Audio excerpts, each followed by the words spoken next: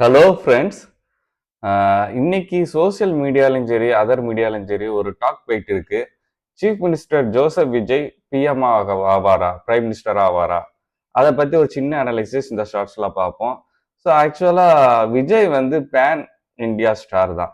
So அவரோட movies வந்து கேரளால, கர்நாடகால, ஆந்திரால, தெலுங்கானால, நார்த் இந்தியால டப் செஞ்சு அந்த ரீஜனல் லாங்குவேஜ் ஏற்ற மாதிரி டப் செஞ்சு ரிலீஸ் ஆகி சக்சஸ்ஃபுல்லா போயிருக்கு. ஸோ அல்லு அர்ஜுனுக்கு அடுத்து செகண்டா ஹையஸ்ட் பேயட் ஆக்டர் வந்து விஜய் தான். அல்லு அர்ஜுன் 300 கோடி, இவர் வந்து 275 கோடி. ஸோ இந்த ஃபேம் நேம் வந்து அவர் பிரைம் மினிஸ்டர் ஆவதற்கு சப்போர்ட் பண்ணுமா அப்படின்னு பார்ப்போம்.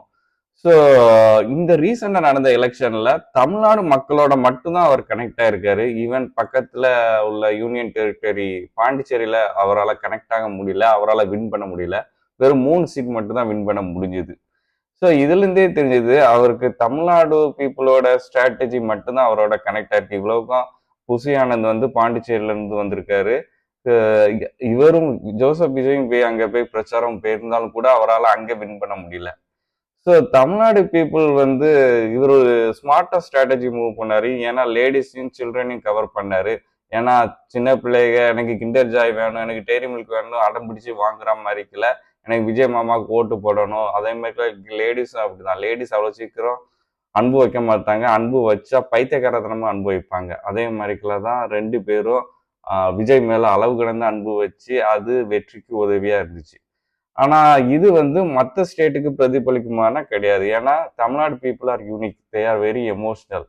Kerala people are rational and Andhra people are sensitive. So அதை தாண்டி அவரால் கனெக்ட் ஆக முடியுமா தமிழ்நாட்டு பீப்புளோடனா அது பெரிய கொஸ்டின் மார்க் தான் என்னை பொறுத்தவரையில். ஸோ என்னை பொறுத்தவரை பிரைம் மினிஸ்டர் ஆகிறதுக்கு வாய்ப்புகள் வந்து ரொம்ப ரொம்ப கம்மி. ஆனால் டைம் வில் டிசைட். டிஎம்கே வந்து அவங்களோட ஸ்ட்ராட்டஜியை கண்டிப்பாக மாற்றணும். நான் மட்டும்தான் திம்பேன், நான் மட்டும்தான் அமைச்சராக இருப்பேன், நான் மட்டும்தான் ப்ரொடியூசராக இருப்பேன், நான் மட்டும்தான் டிஸ்ட்ரிபியூட்டராக இருப்பேன், அந்த ஸ்ட்ராட்டஜிலேருந்து இறங்கி அதை மாற்றணும். ஏன்னா ஆப்ஷனலுக்கு இப்போ ஆள் இருக்கு. ஸோ இப்போ விசிகேக்கும் ஐஎம்யூலுக்கும் மினிஸ்ட்ரியில இடம் கொடுத்தது வந்து நல்ல ஸ்மார்ட்டான மூவ். மினிஸ்ட்ரியில இடம் கொடுத்தா அவ்வளோ சீக்கிரம் வந்து வாபஸ் வாங்க மாட்டாங்க. அது வந்து ஸ்மார்ட்டான மூவா பண்ணியிருக்காங்க.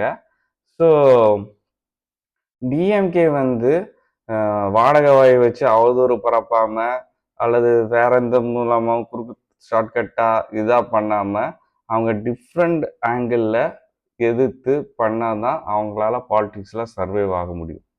ஓகே, ஸோ இதை மற்றவங்களுக்கு ஷேர் பண்ணுங்க. தேங்க்யூ.